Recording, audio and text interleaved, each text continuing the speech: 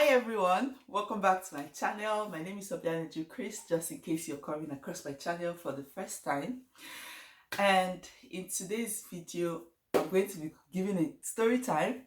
It's a continuation of my last video of my immigration story and what happens whilst you wait on God. So if you've not seen that video, kindly go watch it. I'm sure you will not regret your data. I'm sure you will not regret the time you have spent on watching that video anyway. So before I jump into today's video, please subscribe to my channel if you haven't subscribed. Yes, subscribe to my channel. That way you're encouraging me.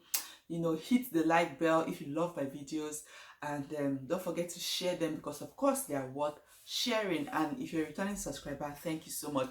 So today I'm going to be giving a story time of what happened to me at the airport whilst I was leaving Nigeria. If you're wondering what's on my ESC, I'm just trying to make sure that the volume of this video is top notch, and that's why I'm wearing these fake earbuds I got from AliExpress. So just take your eyes off it and concentrate on what I'm going to be talking about today. I remember landing UK Heathrow Airport on the 1st of December 2019. So prior to that, I was already like 38 weeks. Yes, so I was 38 weeks pregnant because I had baby Sky on the 13th of December 2019. So that was 13 days after I landed the UK and I had my baby. Days before the day I was supposed to leave Nigeria, I packed my bags. I just kept on stuffing things that I thought that I needed. Guys, I packed Milo, I packed Golden Morn, I packed my traditional outfits, my maternity gowns, my shoes, my clothes, everything. And I had like two massive traveling boxes, like the biggest sizes, and I had like the biggest Ghana must go, the black and ash one, that the fanciful ones that they do these days. So that were the three bags I had. I had no idea how much they would weigh, but I obviously knew that bad as a bad, last is going to be like 35 kg. Okay. So morning that I was supposed to travel, it was on a Sunday, and my brother helped me to call Uber. Even while we were trying to put my luggages in the Uber, it was a struggle because it was really heavy, but the guy just helped me and we put everything. My flight was supposed to be by 11:05. Yeah, and I was supposed to I used Virgin Atlantic on that day. So 11:05, and I woke up in the morning, I just started sweating. I don't know the reasons why I was sweating. First and foremost, I was not supposed to travel being 38 weeks pregnant, because there's a particular point you have to get to and you'll not be able to fly again because you are pregnant. But I could not take chances, something I've been waiting for. I had to dress in such a way to camouflage myself and not show that my belly was really big. You know what I'm trying to say? I got this Ankara that my tailor then made for me. You guys, I don't know what I was thinking to go and wear that Ankara. And on top of that, I went to wear slippers. Wait, hold on. Let me bring the slippers and show you people. This is the slippers, you guys. I bought the slippers from Miniso in Nigeria.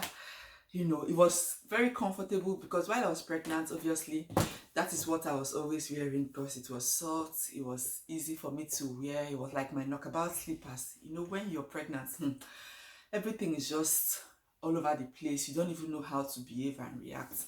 When I woke up that morning, I'm like, okay, airport is not far from my house. Last, I'll get to the airport by, let's say 9 o'clock, and then I still have 10 o'clock, 11 o'clock, since my house is not far, before the flight takes off.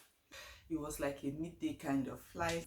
I was thinking that, okay, by 9 I should be at the airport, check my luggage, and then before 10 o'clock I will have been done. I don't know what I was thinking, to be honest, because that was like the worst decision I had already started making. And then 9 o'clock came. I just realized that I started panicking, I started sweating. We finally got the Uber, who came and he took us to the airport, because I had my younger brother with me. He was the only one available on that Sunday morning. So we got to the airport. While we were about to enter the airport, from the glasses at the airport from outside, you can see inside, and realized that the airport was somewhat empty. We're like, okay, what's happening? Maybe people have not yet come, because I know that a couple of times I've gone to the airport, I used to see like people with their luggages struggling and everything. But for my own case, that Sunday morning, I don't understand what's happening. Everywhere was just unnecessarily empty. I was like, okay, when we just enter, we are going to, see what is happening there. So I remember that as I was just about to enter through the scanner, when you entered from the entrance door, there is a scanner. So when we just entered the scanner, of course, you have to put your luggages to scan through before you pick them and go to whatever airline you're supposed to go to. I put my bag and the thing scanned, and immediately the thing just dropped. I was just about to pick it and some officers were like, "Madam, waiting you carry." I'm like, waiting I carry, but I already heard gist of how they used to stop people and tell them to pay a certain amount of money if you're carrying food stuff. So I was like, okay, I don't carry anything. I was just doing like I was dead because I don't want anybody to come and delay me, as at that point in time I needed to move. They say, in fact, open the box, make me see. I'm like, okay, fine, open. They now pointed at the Ghana must go and said, open the Ghana must go, make you see. Guys, so I have to say this. If you're traveling to like maybe somewhere outside the country and you know that to an extent African foodstuffs are like contrabands, please try as much as possible to put them in the most fanciful luggage that you have, so that way to an extent you can avoid immigration, all these officers, especially if you're coming from Nigeria, to burst their bubbles. All I had was my shoes and my clothes and my clothes and some of my other stuff that were there apart from the food stuff. And they're like, okay, so waiting there for the other boxes. I said, now still my clothes to the other boxes. They say, you sure? I said, yes. They open one. I pointed at the one that my brother should open. Obviously I still have some of my clothes. Remember I said I had 3 big bags, so the one that was there was still my clothes. So they just in fact, women wey dey belle, abeg come dey go. Then I said, which flight? I said Virgin. So they pointed at their counter and then they were like, anything for your people? Today na Sunday now. I was like, okay, I don't get anything. See, I'm running late, I need to go boarding and all. I was walking towards Virgin and I realized that the counter was empty. It looked like they were even about to close. And then one of the guys there and I said, madam, are you coming to this place? I said yes. And I said, now you we don't wait for since. Now you be the passenger where you don't wait for since. If not, this plane for don't come out. We don't wait for you. He says, oh yeah. I'm looking at him like, but it's just 9 o'clock. He said yes, that everybody has finished boarding, that you're the only one that is left. This guy started putting so much stress on me, started making me to panic. Oh yeah, open your box, make me check. How many? Put them for here, come out them for here, keep it dead. At that point in time, I was like, what the hell is happening here? Then I thought my flight was 11 o'clock. Why are you guys rushing me this way? Then I said, madam, everything don't finish. We won't close counter, won't come out. Trust Nigerians now. We won't go house, we don't finish. No flight again after today. You even get locked, say you come. I was like, okay. So what do you want me to do? Then I said, oh yeah, put your bag on top of the scale. Me, that I'm pregnant, I should put my bag on top of the scale. He was like, but wait though, these 3 bags where you carry, who are they for? Is it the 2 people that are traveling? I said, no, it's only me. Then I said, you carry all these 3 bags and you're traveling with? Yes. Is it your business? Then I said, madam, we cannot carry this thing in our aircraft. We cannot carry this bag in our aircraft. It's too big. At that point in time, I just started crying. And in my mind, I'm like, what do you mean by you cannot carry these bags? Then I say, yes, that this is not our standard size of bags, that they can't carry these bags, that it's too big, that I have to look for a way around. Either I send back some things, or in fact, I should just boarding and send back the whole thing, that they cannot be stressing themselves. So one of them was like, okay, put it on top of the scale first, let us see. As I put my bag on the scale, guess what? The scale just went, phew, 60 kg. I said, okay, come out that one. Put the next one. I put the next one, 50 something. I put the third one, 60 something. The guy was like, madam, I'm sorry, this bag is too much. We cannot do anything. Oh yeah, in fact, do you have Ghana must go? I said, no, I don't have any extra. I go to travel, you know, go carry extra Ghana must go. I was like, I thought I was going to pay for excess luggage if I come. Then I said, okay, but if you want to pay for excess luggage, you have to divide these bags, that we cannot carry the whole of this bag. I'm like, but I'm entitled to 2 bags now. The other one now, I would, sum it up and pay for the excess. And I said, that's not how we do it here. Or that's not how we do it here. Oh yeah, don't worry. I'll go call who get Ghana must go for. These guys were just rushing me, you guys. He finally got the lady that sells Ghana must go. The lady came. Oh, the smallest size of Ghana must go bags. I said, madam, how much? She said, 2.5. Eh? 2.5. She said yes.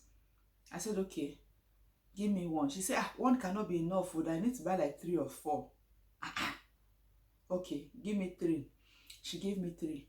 That's how they said, oh yeah, for this first bag, start removing all the things that are inside. Remove it. As I was crying, I was sweating, I was removing my things in the airport. People were just looking at me. They would go and wait. They say, oh yeah, carry it again and go and wait. Nobody was willing to help me in that airport. All the staff, everybody was just like, they crossed their hands and they were looking at me. I'm like, pregnant woman, you guys are doing this thing to her. I was carrying my box with my belly. I was pushing it. I put it. Then I said, still remaining some. Keep removing, keep removing. I moved the first one, 23 kg. They took that one aside. They said, okay, bring another 23 kg. I brought another one, put that one aside. So I'm entitled to 23 kgs and the 2 were sorted. Now I still had like one big bag and like 3/4 of each of the 2 bags that I had already emptied. Then I said, okay, start stuffing your things inside the Ghana Must Go. My mind was that, okay, I will not carry any hand luggage. I'll just add my 10 kg hand luggage to whatever thing I had. They said, I cannot do it that way. That they do it according to bags. And I said, okay, let us weigh it. They weighed it and they said, oh yeah, go to that counter. Run, go to that counter, go and pay. I said, go and pay for what? They gave me one book, one paper that they have written. I don't even know what they wrote on it because I was just confused. Everybody was like, now you they wait for, hold on, this one, keep this one, remove that one, add this one. I eventually ran to the counter and the guy was so less concerned, you guys. I said, oh God, they said I should bring this paper here. He looked at it and he just, multiplied it. And I think it was about £300. Yeah, it was about £300, and then he now converted it to naira. And you guys know that naira is dead. Like, he just converted it, and then my money just went up. He now said, that your money is about 150,000 or so. I can't remember how much. Almost 200,000 naira. He now said that's how much you're supposed to pay for excess luggage. Oh my God. I'm like, I don't understand. I thought you guys said that I'm supposed to have 223 kgs. Why are you guys now saying that I have only one? I have access to only one.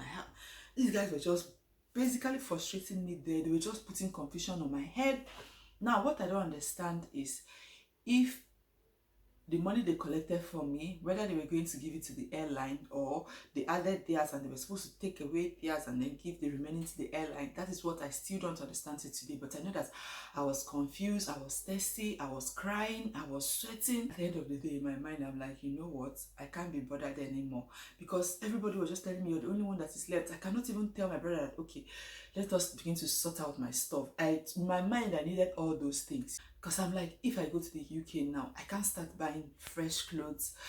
At least I have to stabilize for a bit before I start to acquire new things. I can't just go and start telling my husband, I need clothes, I need shoes, I need pants, I need all this. So I was like, I'm just going to carry everything. And then my luck was that I took out some of my money and I put in my bag. And then my husband gave me some money also to do an exchange for him, because at that point in time, the exchange rate from pounds to naira was very high. So we were going to make a lot of gain from it. So you guys, I just gathered the whole of that money and I gave it to them. Like, I'm tired of all this stress. I'm tired of you people making me look stupid in this place. Just sort me out and let me go. So the lady that was also helping to sort me out, she said, you know what, just calm down. I'm going to try and help you. Or yeah, bring the 5th Ghana Must Go. You are going to use that as your hand luggage. My head did not click at that point in time. I just gave her the Ghana Must Go and she packed some of my clothes in it and she gave me like it was my hand luggage.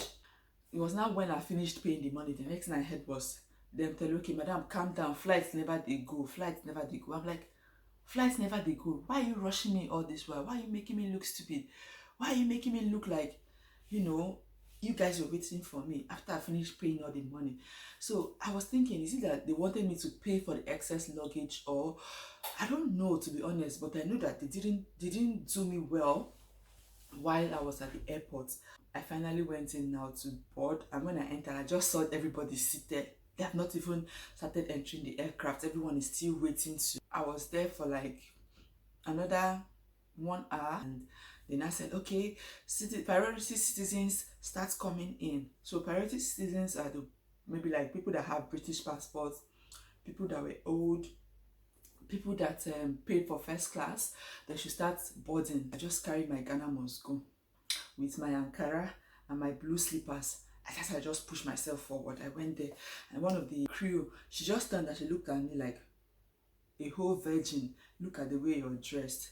I turned to her and I looked at her like, yes, I'm a priority citizen too. Can I move in? She was like, okay, okay, okay, move in. So I moved in and I entered. I just sat down. After a while, everything was sorted and we took off. Hi, in the flight, that's how I was just holding the guy beside me because my heart was beating that I should not go and give birth though in this plane. You know, they already said you can't travel at a particular time. How far gone with my pregnancy was different from how far gone it was stating in my doctor's report. So you guys know what's up. We were in the air and the tension calmed down a little. After a while, I started feeling like I wanted to pee, and then when I stood up to go pee, everyone was looking at me like an alien, to be honest. I did not realize it that I was that bad looking until after a while. So we finally landed Heathrow Airport, and you guys know that when you land, like, the hallway is very long for you to go to the immigration and then sort out whatever thing you have to sort out before they let you out. So it took like about maybe 45 minutes from where we left the aircraft to where we have to go to the immigration.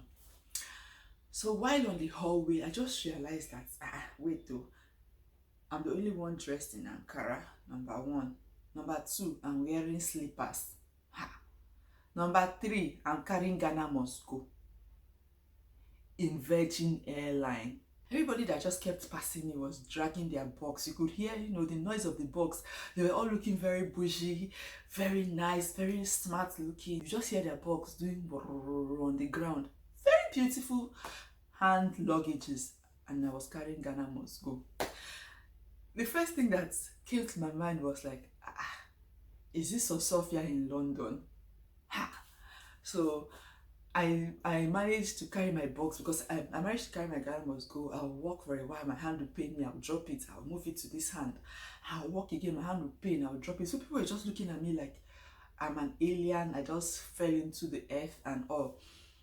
So I finally got to the immigration, tried sorting out myself, and after I was done, they put the stamp of arrival for me. My husband told me that I should go to level 3, I don't know, but level 3 of the car park, that he was going to meet me there. I was going to level 3 of the car park, and I thought that, normal Nigeria way, now once you just come out like this, you probably, go and look for the car or something.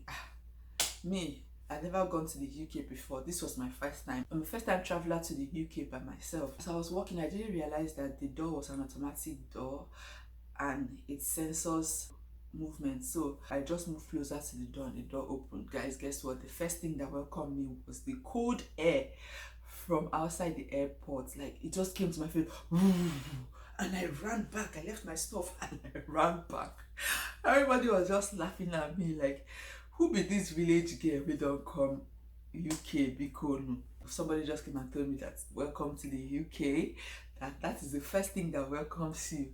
The cold, especially when you come in the winter, like, that's the first thing that welcomes you when you arrive. That officially, this is my welcome to the UK. And then I was there, I waited for my husband, he came and he was like, Jesus, all these boxes and bags, how much did you pay? That was the first thing he asked me, how much did you pay? I said, please just leave it like that. He now said, I hope you did not use my money to pay for all this rubbish, because I know that you're going to carry rubbish now.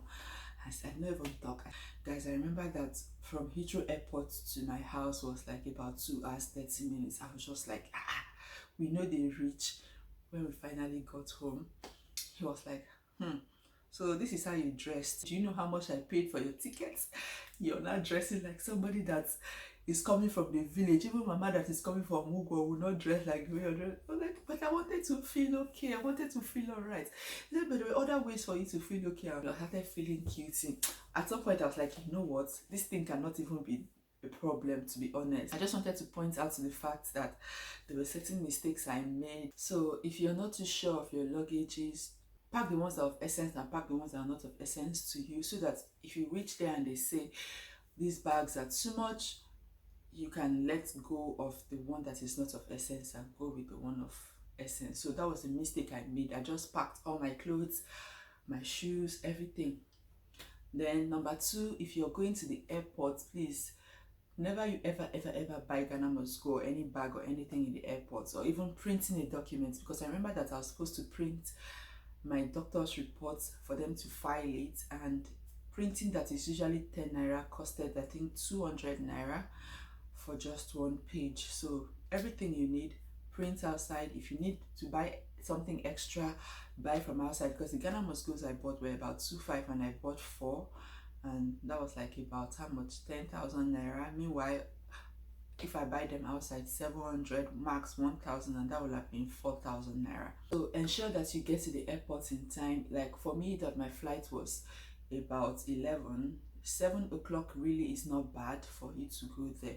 Reasons I said 7 or 8 o'clock is because if you have any excess, you can always find someone that can say, oh, I'm willing to help you, I can help you, you know, incur those excess, because I do not have a lot just for us to burden.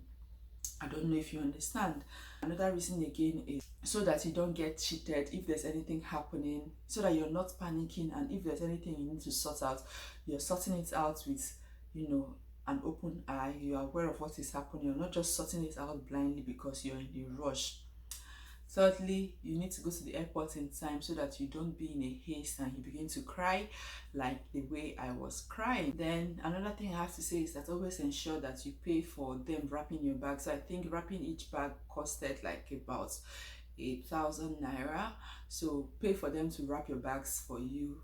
That way, to an extent, it is secured. But for a plane like Virgin, I don't think the chances of someone tearing into your bag is quite slim, because you pay a lot for their flight. So there's somewhat like an insurance for you. The weight allowed for economy or premium economy, because I think it was premium economy I used because I wanted to be able to stretch my leg a little. It's just the space in front is why it is said, why it is called premium economy. There's more space, there's more room at your leg.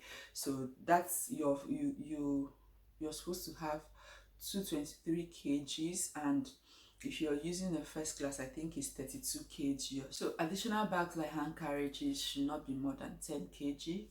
If you carry more than 10 kg, they'll ask you to check it in, and if the size of the bag is too much, they'll ask you to check it in. Be aware of the fact that if you have an excess, they'll give you the cost in pounds, and when you go to pay, it will be converted to your local currency. So for my case, I think it was about almost 300 pounds, and it was converted to my local currency, and I had to pay, which was a lot of money for me. I wish they asked me to pay in pounds. It would have been easier than, you know, going again to bureau de change to change the money that you already have in pounds, because you're moving to a country that uses pounds as currency, and coming again to pay. So you can decide to have naira with you, you can decide to have pounds with you. I don't know the situation of things with you, but that's an ideal thing to do. If you have any excesses, they are going to keep splitting it in, so they don't accumulate all your excesses and give you an amount. They do it per bag. So each bag as at now, I think is about 65 pounds. So if you have any excesses, they keep putting it in separate bags. So you pay according to the number of bags you have. You don't pay according to how much kg you have as extra. I don't know if I make some sense. So let's take, for example, for my own case, that I had 4 big bags. They started splitting it into smaller bags of 23 kg each. I ended up having 4 23 kgs extra. So I had to pay 62 pounds times 4 of those bags. So I don't know if I make some sense here. Yes, that's the end of my story time. I hope you enjoyed this one, and I hope you've learned something from it. If I have any other thing that I'm supposed to add with my encounter coming to the UK, I'm definitely going to put it in the comment section. So guys, leave a comment for me. Let me know if you what your own experience was, if you're watching from the UK or using the flights for the first time or something of that sort. So thank you so much for watching. I hope you enjoyed this one. Watch out for more UK content. I'll see you in my next one. Bye.